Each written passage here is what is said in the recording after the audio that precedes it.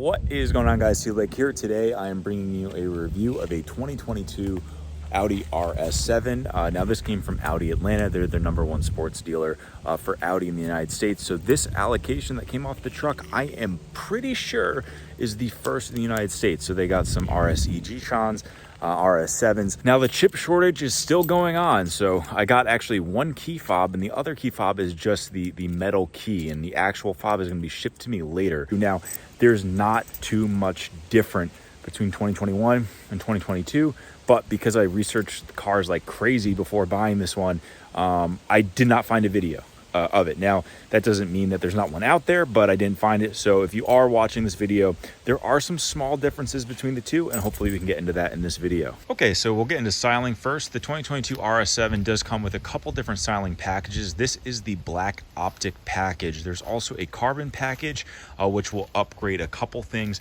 including the high gloss trim you see here. That's going to be carbon. We have high gloss as well on the mirrors. That's going to be carbon. And then there's something that they do with the wheels here. One of the things I actually really love about the wheels are those little dimples in there, and I think that the wheels get carbon as well. Now these are red sport brakes. That is an additional option. You could also opt for the dynamic package, which is going to upgrade those to ceramic. And unlike the ceramic brakes that were on my RS5 Sportback, the ceramic brakes are red. So if you're trying to tell the difference, this is something I experienced when I was shopping RSQ8s.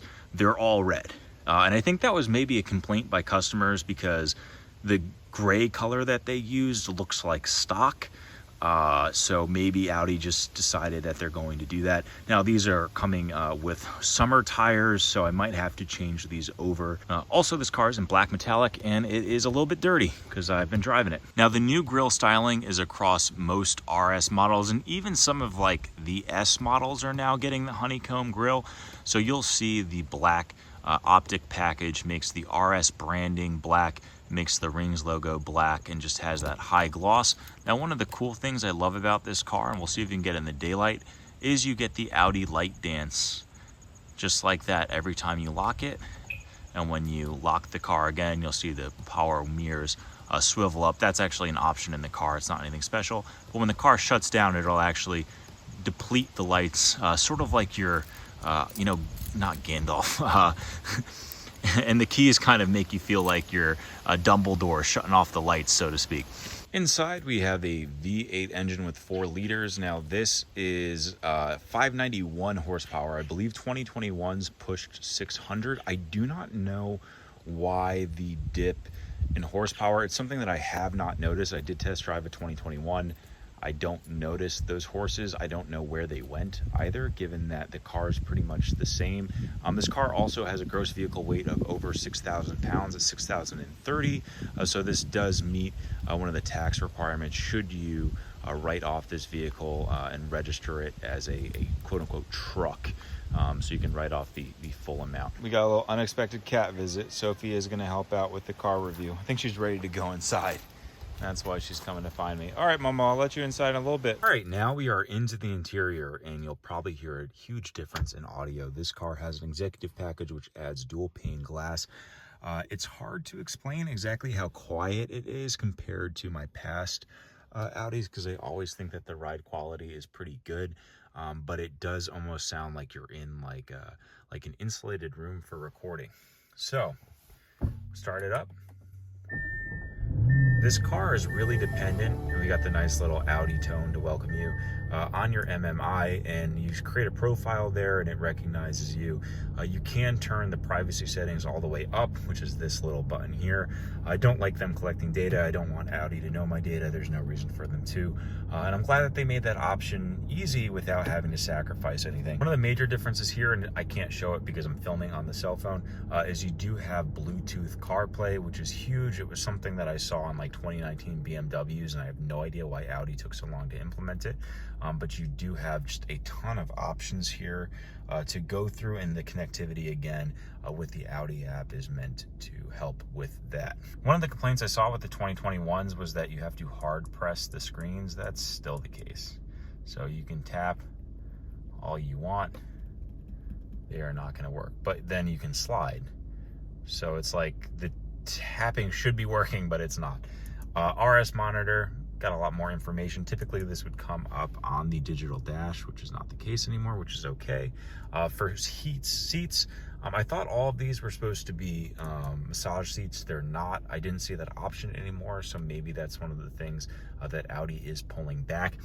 Inside you have carbon trim. This carbon trim is standard. It's called carbon inlay. The executive packages adds leather across the full dash. I'm not sure what would be there if there's not leather, so again, and I couldn't really choose too much options here because I took someone's canceled allocation. That's how I paid retail. For interior lighting, you have lighting that wraps all the way around, and similarly, the Quattro logo now lights up. It's gonna be difficult to show this at night, but that was a nice touch in terms of the lighting. I know Mercedes-Benz has kind of gone like the other way, where it's like the cars don't even look like cars inside. It kind of looks like a computer with all the lights and stuff, or like a Twitch streamer setup. I thought the lighting in here was very tasteful, but then again, I'm a big Audi guy. You have an integrated toll module. You can turn the screen off as well, which will make that dark. Obviously, turn that back on. I was not able to figure out a way to turn this off. And also, if this screen does fail down below here, there is no other way that I have found to control the heat. So that's something that I saw that maybe Audi wants to think about. But again, they were trying to like get rid of as many buttons as possible. The car has some really great driver's assistance. They're still not on the level of autonomous driving or semi-autonomous driving like we've seen with some of the other companies. I know the new Escalade has that. The parking cameras are fantastic. They have some really interesting angles. This new 3D angle, like, I don't know how this is helpful. This has actually made it really hard for me to back up. But they have it. The car has an RS design package. What that's going to do is just add the RS embossing. You're going to have the stitching as red as well. They're adding the red for the seat belts. I thought I was going to get a red little ring around the top. I believe that's just for dynamic, but they did wrap the steering wheel in that suede that's like Alcantara. I honestly cannot. I know exactly what the suede is. I've researched it because I used to have the headliner on my old RS7. I just cannot remember how it's pronounced. I watched a video of how it's pronounced and I didn't get the answer.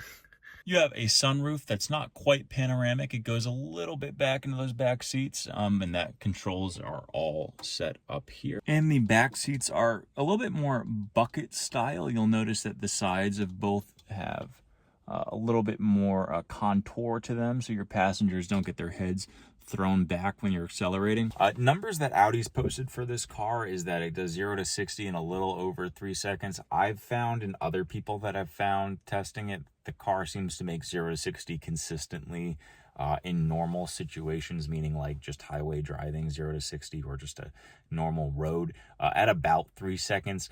That puts this car around some of the other, you know, like Mercedes-Benz AMG 63 S, I believe.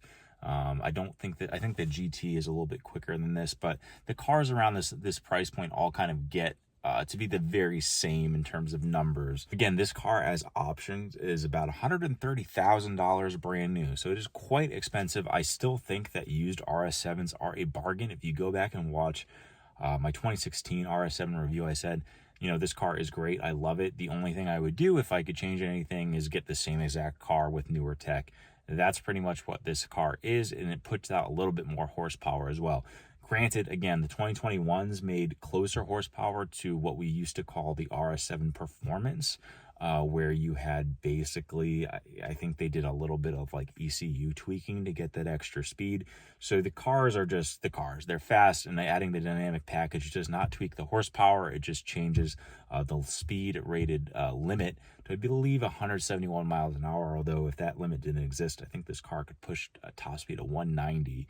My RS5 Sportback had that, you know, and recently I've done some research about, you know, road driving and safety, and you really, especially given tires and that sort of thing and other road conditions, you know, unless you're in a track situation, you really don't want to be going that fast anyway. So one of the things I forgot to mention is the car has standard 4-wheel turning. So the back wheels turn, I think, 6 to 8 degrees, I want to say, and that makes this car so much easier to navigate. Going from the truck with that huge wheelbase, and granted, these cars are not similar to a truck, but my last RS7, you really felt how big the car was trying to get in and out of tight spaces. With that extra, turning radius, I love that. Like, that was my one thing that was like, oh man, I was like just holding my breath, pulling into spots, because the car is quite long. And that's been a wonderful, wonderful thing. And again, the car comes standard with so many great options. I do think sport exhaust is a must. But outside that, I mean, you could get one that's bone stock. Granted, it'll still be about 117 grand. It's going to offer you tons of great things. Carbon inlays are still great. You're going to get the lights that are going to be the same. When the doors kick out, you get a little thing that says RS instead of Audi Sport previously. So it's like the car is a showstopper in my opinion, and it's also subtle enough where it's like a grown man car where it's fast, it's nice, it's luxurious. But it's very still understated and subtle in a certain sense, and I love the styling of the A7. I love the styling of the S7. I love the styling of the RS7. I think that those are the best cars that Audi makes that are four-door, 100%. So that's my spiel.